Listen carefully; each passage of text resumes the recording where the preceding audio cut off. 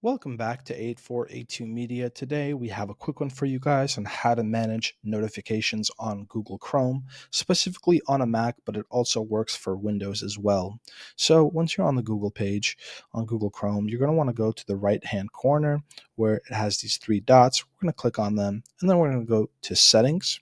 Once you're on Settings, you're going to go to the search bar and type in Notifications.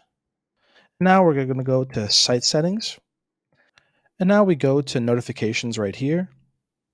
And now we're on the notifications page. As you can see here, I have these sites, these URLs that are not allowing any notifications. And if I want to change that, I can actually go to these three dots right here and then click allow. Now, when I go to these allow to settings to send notifications, these are the URLs that allow notifications to be sent to our Google Chrome page. And we can just manage this by clicking on these three dots, and we can just click on block and it goes to the not allowed section. Thank you guys for watching. If this was helpful in any way, please leave a like down below. If you have any questions, comment down below. Thank you guys for watching and have a great day.